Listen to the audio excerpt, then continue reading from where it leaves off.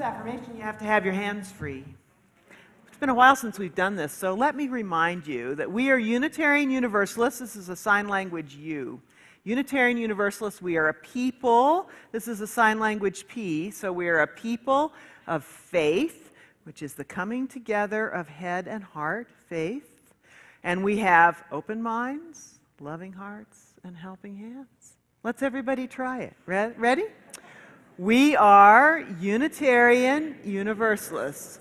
We are a people of faith who have open minds, loving hearts, helping hands. Good job. All right.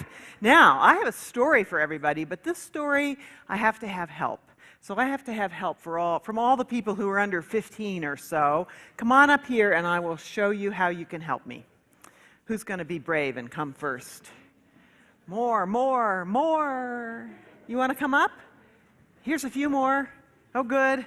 Okay. All right. A few more coming. More. Who else wants to help me? This is a very easy helping.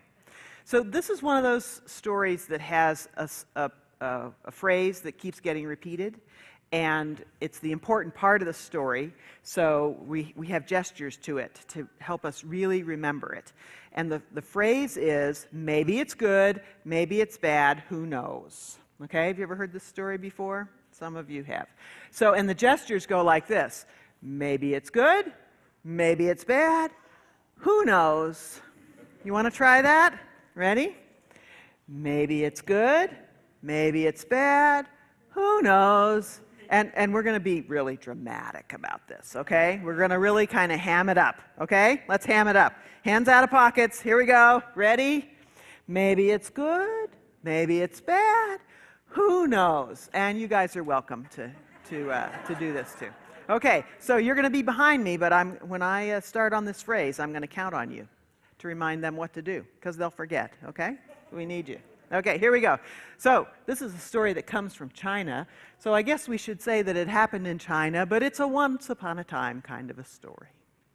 So once upon a time, there was a farmer, and he wasn't very rich at all, but he wasn't totally poor either. He had a little farm, and he had a horse, and that horse was really important because the horse took the food to market, it took the kids on to school, it plowed the field.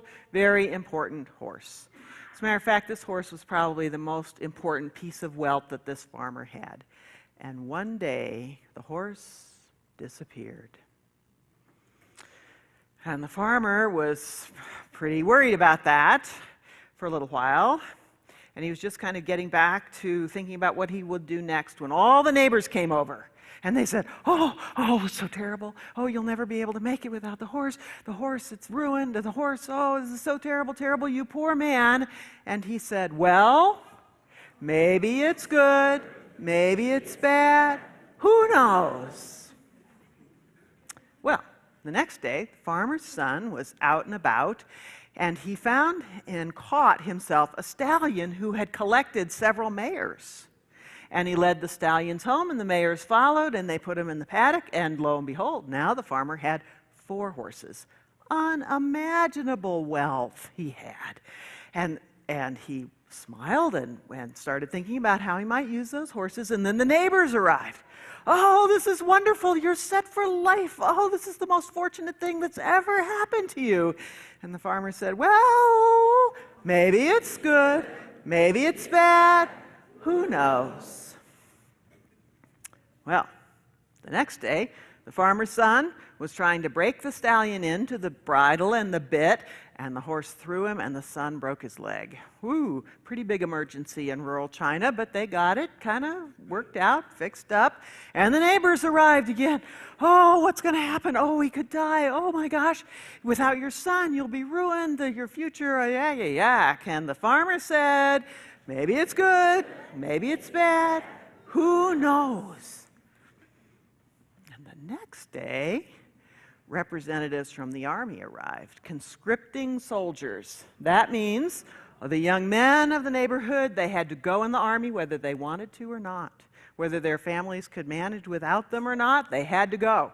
And also, The people in the army took the things they need. They took stores of food. They took all the horses. They kind of ruined the place like sometimes armies do. But they did not take the boy with the broken leg because the army does not need boys with broken legs. And so after they left, the neighbors all snuck back. Oh, you are so fortunate. Oh, you're so lucky. Oh, oh my goodness, this is so good. And the farmer said, maybe it's good, maybe it's bad, who knows? And we could take on this story forever, but I think you get the idea. You get the idea that once we have a little time to adjust to whatever has changed, almost everything has possibilities, and it has good points and bad points, and those are the things that we should remember rather than saying, oh my gosh, forever, never, all those kinds of words that the neighbor was using. So that's the moral of our story, and that's our story. And you guys and all of you kids out there can go to RE with these. We're going to be doing a kind of guided meditation this morning, a meditation on change. We'll be focusing on one line of a poem by Mary Oliver. I'll read it once, and then I'll read it to you a phrase at a time with some space in between for contemplation.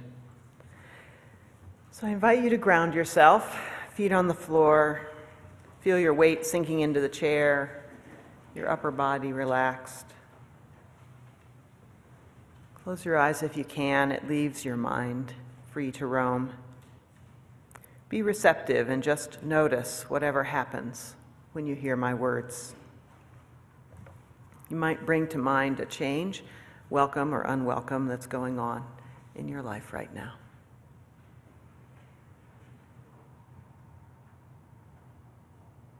These are Mary Oliver's words. To live in this world, you must be able to do 3 things. To love what is mortal, to hold it against your bones, knowing your own life depends on it, and when the time comes to let it go, to let it go.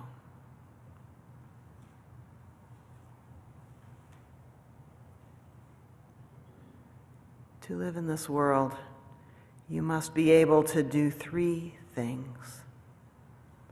To love what is mortal,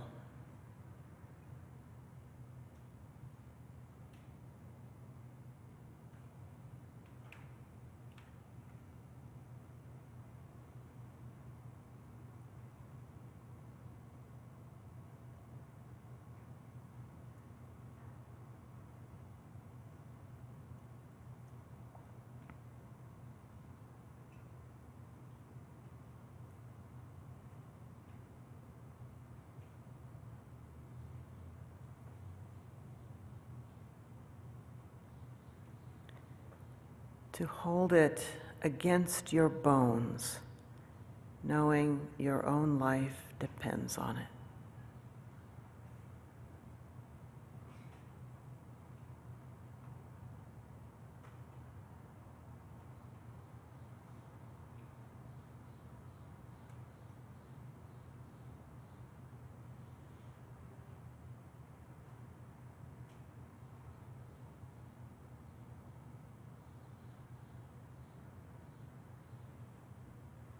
And when the time comes to let it go, to let it go.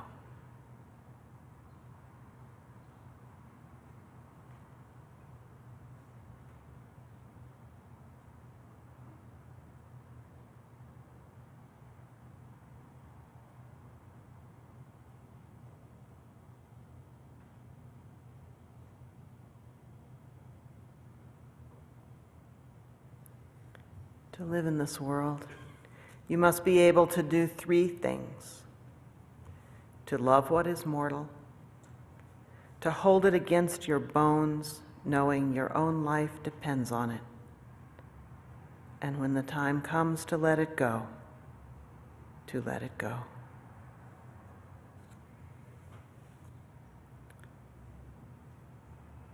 God of changes, supporter of changing, spirit of a world always in flux. We ask this morning for the grace to be easy on ourselves, when we struggle with change. Knowing that even the most wanted changes also bring losses, and that many of the changes in our lives are not chosen or well-timed or welcome, we breathe together, sitting in the reality, letting ourselves notice that life is often challenging and sometimes downright painful. And we breathe together in mutual compassion for the difficulties we face and surmount. We ask for open minds which are slow to say good and bad, and for loving hearts that judge gently all that is in our lives.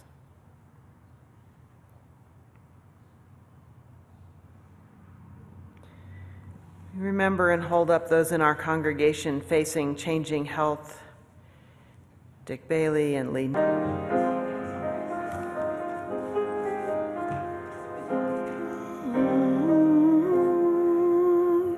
Gathered here in the mystery of the hour, gathered here in one strong body, gathered here in the struggle and the power.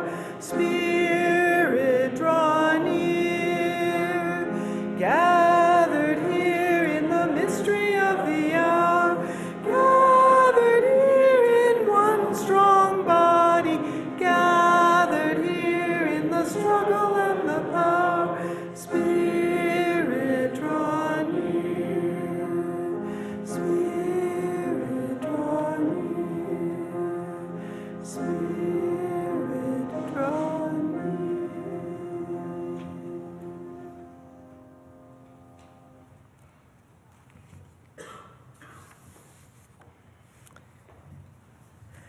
In 2 weeks, we're going to hold our last worship service in this room, which has served us primarily as a sanctuary for nearly 50 years. At the end of that service, we'll walk together over into the new sanctuary that we built this year, taking, by the end of the morning, chalice, books, chairs, platform furniture, puppet theater, pencils, papers, all the things we need to begin a new era of the church's life.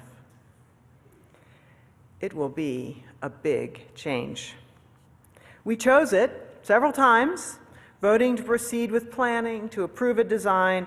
We voted to give enough money to the project that the remaining mortgage would not strain our program. We chose it because we wanted a bigger room in which we could not just worship ourselves, but welcome newcomers into our congregation.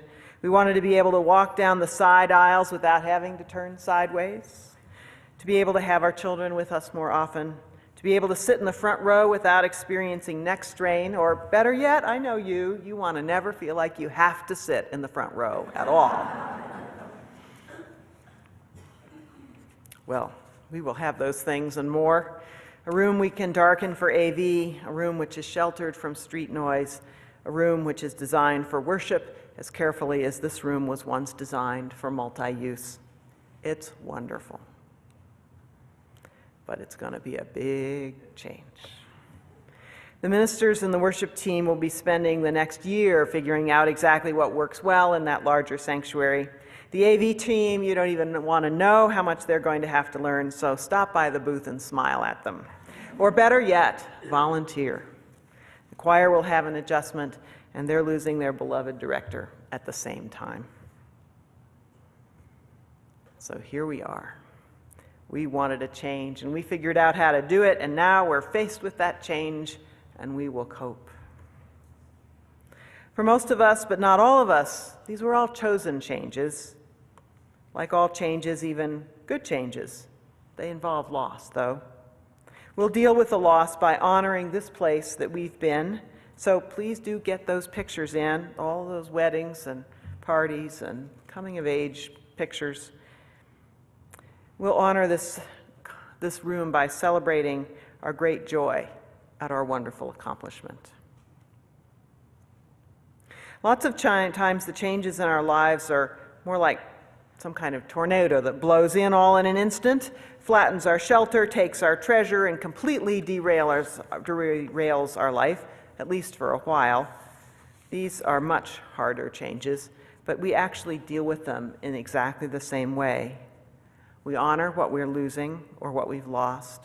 We immerse ourselves physically in the detail of repair, and when it's all over, we rejoice in our strength, our flexibility, and the help we've received. So much for the changes that happen to us. There's another kind of change in human life, that set of changes that we would like to see ourselves make, a set of changes we'd like to encourage those around us to make. We all have our list, right? Of bad habits we'd like to banish, of lifestyle changes we'd like to embrace, of those traits of those around us that drive us to distraction and that we want them to change. Change may come a little too often in our lives, generally speaking, but those changes, that little group of changes we'd like to see, actually remain frustratingly elusive. Just ask the person who wants to lose 20 pounds and has every good reason to do so.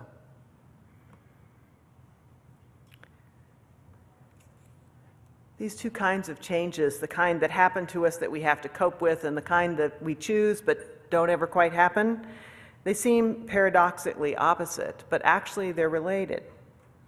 These are the things that keep us from moving effectively and efficiently through the changes we want to make, and things that keep us from moving gracefully into the changes that we know we should make. For instance, one human trait at play in both situations is that we dislike feeling out of control, and we get very anxious when change is in the air. Whether that change is a shooting, which leaves us feeling nervous about our family's security, or mustering the courage to finally leave college after our 3.5 degree to face working adulthood, change makes us feel out of control, and that's a very unpleasant feeling.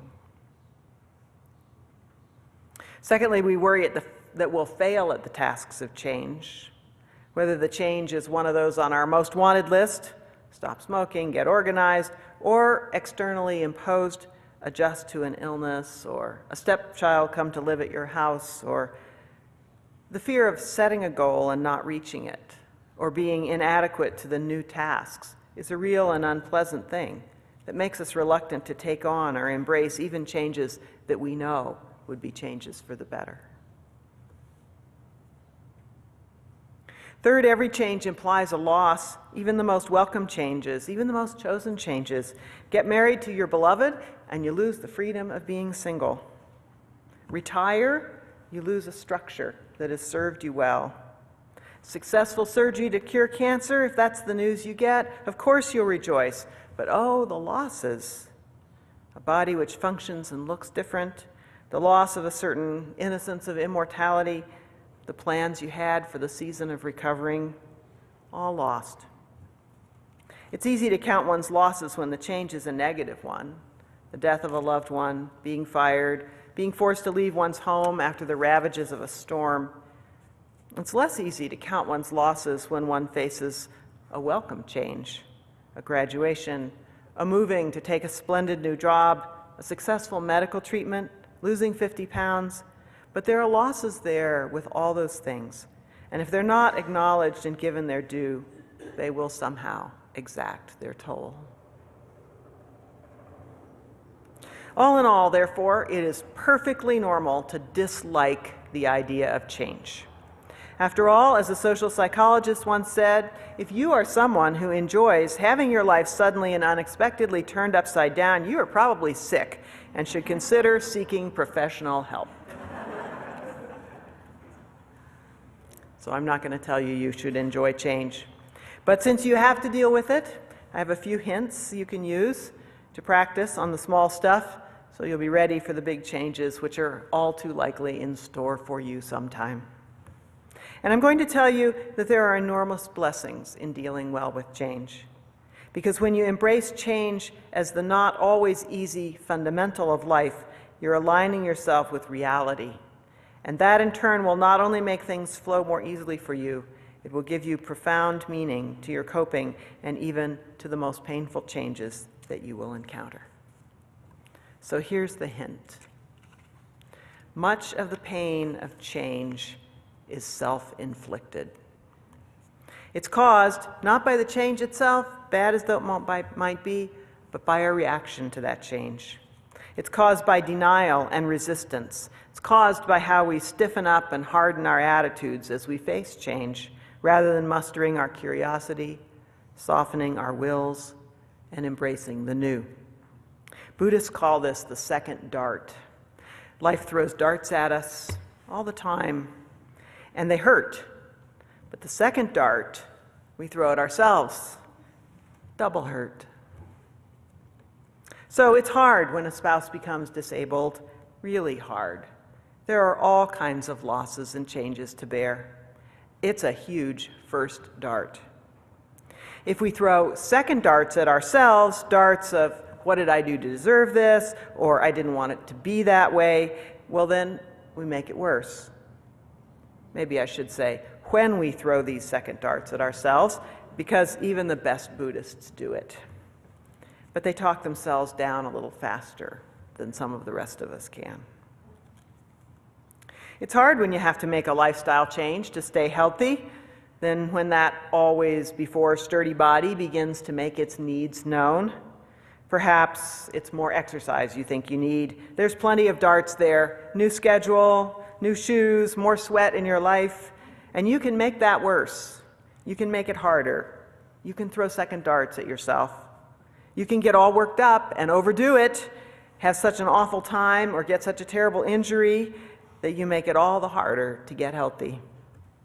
You can take on new tasks at work and then just make that exercise schedule impossible. That's possible too. All kinds of second darts are possible. If we're not aware of what we're doing, we never make the changes we need to make.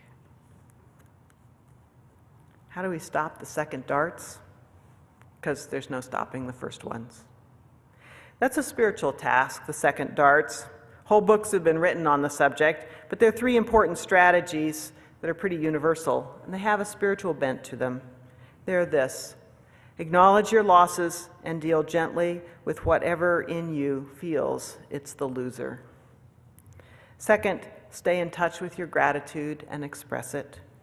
And third, keep what you value and believe uppermost in your minds.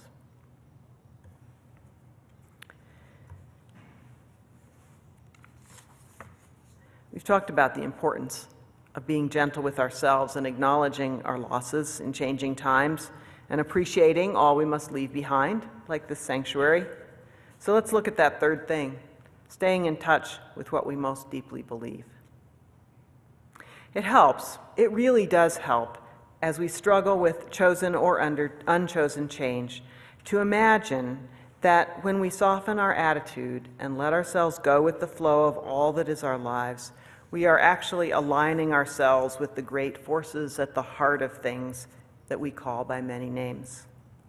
To explore that idea, I want to draw your attention to that lovely quip at the top of your order of service. At the bottom of God's pocket is change. Now, I know there's not a one of you here who thinks that there's a guy in the sky with coins in his pockets. But my theology tells me that the great powers of healing and renewal, hear those words about change, healing, and renewal, those forces which fuel the great radiance which was at the beginning of time and space, the most basic fundamental reality we can ever know, is alive with change. And when we can relax into the changes which are required of us, therefore, it's not just that we are living ploddingly effective lives. It is we are partaking of and swimming in the reality of realities. This way of thinking about the universe and divinity is called process theology. It turns a lot of established Western theology on its head, so if you're feeling a little confused right now, that's okay.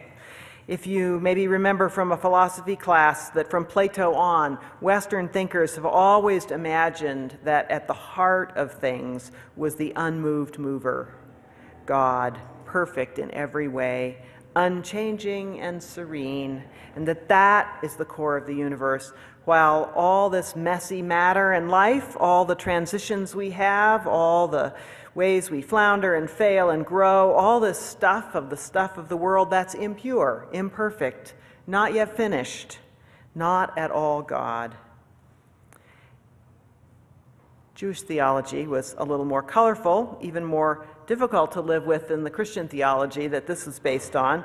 Jews had an idea that there had been perfection in the past, not just at the philosophical heart of things, but actually in the past, a perfection that was called Eden, and it was a human action, a human disobedience that spoiled it forever and made it messy and painful and sweaty, and our material lives therefore subject to change, decay, and transitions all became the price we paid for disobedience.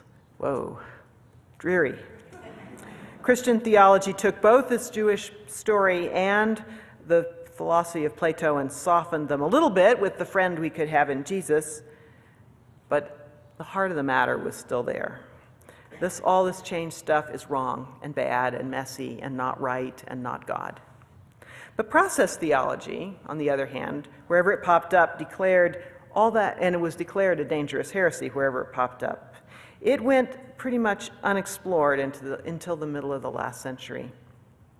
Process theology says that God is not the unmoved mover, the perfection, the almighty, omniscient, perfectly loving outsider to this beautiful mess that we love as home. Rather, God is the mess itself, the evolution, the shove we get to grow, more like the exquisite beauty of trees growing through seasons and losing their leaves to seeds to grow in new places than that perfect statue of a tree, solid, pure, and unchanging. God in process theology is more like the dying person who learns at the last to say thank you and really mean it, the new parent who says goodbye to childless freedom and embraces the responsibility of growing another human being, the man who inventories his life and decides to give up the demon drink, the victim who makes the best of her life in spite of her oppressions and uses what she learned to help others. It's in things like that, the process theologians say, that we see the divine working in the world. That's what God is like. Process theology says that God is in creation with the rest of us, moving slowly with plenty of losses and reverses towards greater love, greater gratitude, and greater understanding of mystery.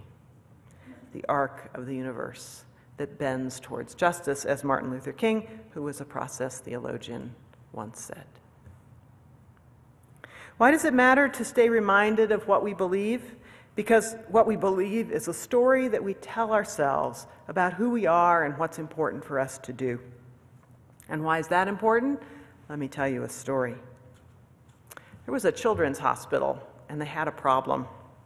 Their problem was that their cancer patients went through all kinds of horrific treatment and survived, and then were sent home for 2 years of low-level chemo to take pills.